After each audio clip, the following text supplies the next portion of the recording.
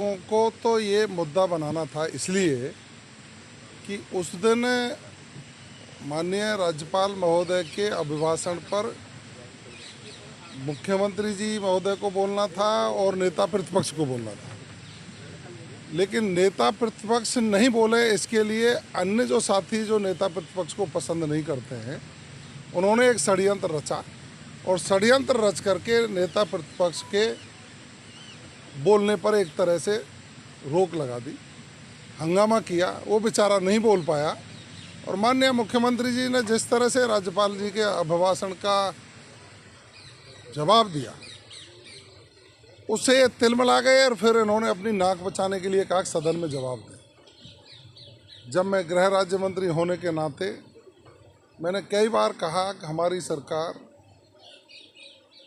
Phone tape नहीं करा रही है, जिनके नाम लेकर के इन्होंने फ़ोन टेप की बात कही उन्होंने मना कर दिया। तो अब इनको ये हो गया था, जैसे कहते हैं ना, खिसियानी बिल्ली खम्बा नोचे, कि हमको तो जवाब सदन में ही लेना है। तो सदन में आज हमने जवाब दिया। भारत सरकार और राज्य सरकार के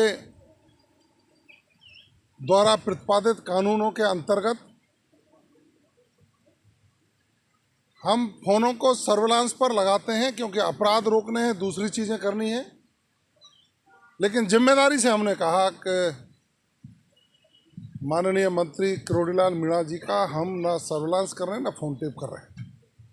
लेकिन भाई साहब, विपक्ष के पेट के अंदर दर्द हो रहा है। अब जब जवाब मिल गया तो विपक्ष जो है अलग ही अलाप पीट रहा है। अब देखिए, विपक्ष की नेता ने आज जो कहा वो मेरी समझ से उनकी अनुभवहीनता सी लगती है। जब सरकार का जवाब आ गया, जवाब आने के बाद मुद्दा समाप्त हो जाता है।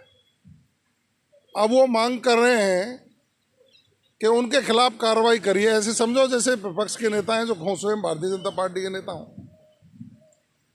तो मैं उनको ये कहूँगा कि आप पहले भारतीय जनता पार्टी ज्वाइन करिए, फिर हमारी रीति नीतियों पर बात करिए, फिर उस पर विचार किया जाएगा कि इस पर क्या कार्रवाई की जा सकती है।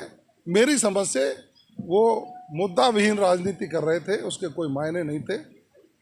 विपक्ष को संभलना चाहिए, पढ़ना चाहिए, अध्ययन करना चाहिए और सकारात्मक राजनीति करनी चाहिए, जिससे माननीय मुख्यमंत्री जी का जो विकासोन्मुखी सोच है उसको धरातल पर उतारकर राजस्थान को विकास के पहले पायदान पर ले जा सकते। तो साइबर अपराध की बड़ी चर्चा रही आपकी, उसमें भी तकरार हुआ आपका। आपने कहा कि पहले तो पुलिस पिटती थी, आज पुलिस का मनोबल बढ़ा है। देखिए, मैं कह रहा हूँ कि साइबर अपराध को रोकने के लिए माननीय भजनलाल जी की सरकार ने जितने उपाय किए, पिछली सरकारों ने तो ध्यान ही नहीं दिया। हमारी सरकार ने एंटी वायरस ऑपरेशन चलाया, हमारी सरकार ने अपराधियों के खिलाफ जागरूकता अभियान चलाया, हमारी सरकार ने उनकी अवैध संपत्तियों को चिन्हित करके उनको नष्ट करने का काम किया। हैकाथॉन फर्स्ट किया, जिसमें 27 प्रदेशों के साइबर एक्सपर्ट को बुलाया। हमारी सरकार ने इंस्पेक्टर से लेकर के डीवाईएसपी और आईपीएस स्तर तक के हमारे अधिकारियों को प्रशिक्षित किया है। हमारी सरकार ने 19-30 की जो लाइनें हैं उनको 7 से बढ़ाकर के 25 किया है, जिससे शिकायत निवारण की जो प्रतिशत है वो बढ़ा है। तो हम कटिबद्ध हैं, अपराध मुक्त राजस्थान हो, सब साइबर पर प्रहार हमारा हो। लेकिन इन लोगों को बोलने में थोड़ी बहुत भी हिचक नहीं आती।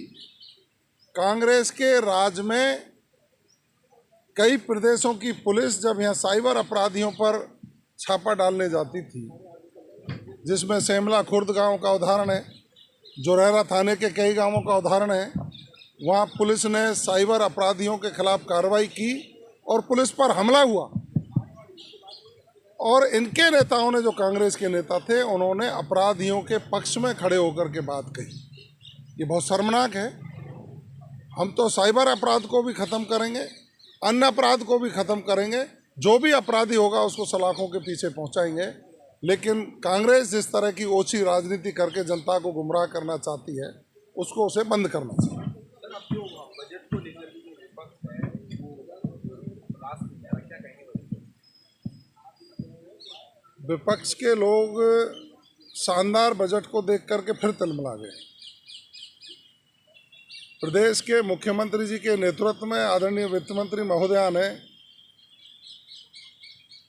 दूसरा बजट पेश किया है।